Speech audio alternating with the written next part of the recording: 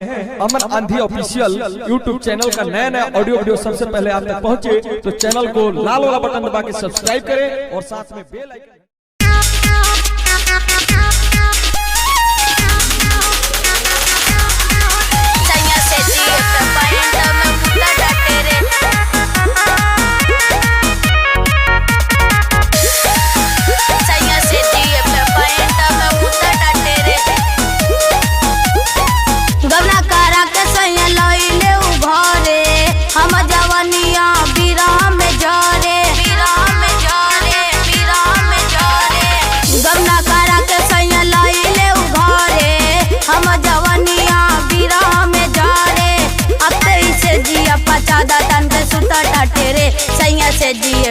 सैया से जिए पे पॉइंट में मुता टाटे रे, सैया से जिए पे पॉइंट में मुता टाटे रे, सैया से जिए पे पॉइंट में मुता टाटे रे, सैया से जिए पे पॉइंट में मुता टाटे रे, सैया से जिए पे पॉइंट में मुता टाटे रे।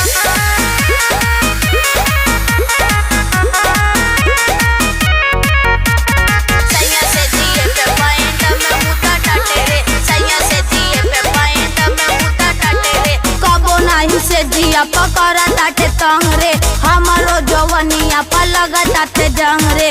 अपन दुख कैसे कहीं माई रे, अपन दुख कैसे कहीं सिया रे बदन रे। कबो न सटावा ताटे अपना ही धन रे, पूरा बदन हम टूटा टाटे रे। सैया से जिए पे, सैया से जिए पे, सैया से जिए पे पॉइंट में मुता टाटे रे, सैया से जिए पे पॉइंट में मुता टाटे रे, सैया से जिए पे पॉइंट में मुता टाटे रे, सैया से जिए पे पॉइंट में मुता टाटे रे।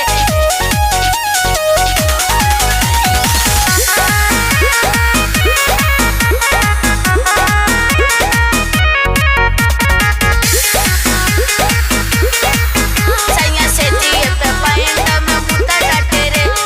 आज लेना मनु सुमित से मजा मिलल, जिंदगी के बाग में फूल नहीं खिलल। अगुआ सुख देव कहे माई रे, अगुआ सुख देव कहे बात बाटे सही। हमसे डाला वाला गोरी दाल में रही, पूरा जवानी हम सुख तटे रे। सैया से जिए पे, सैया से जिए पे, सैया से जिए पे पॉइंट में मुता टाटे रे, सैया से जिए पे पॉइंट में मुता टाटे रे, सैया से जिए पे पॉइंट में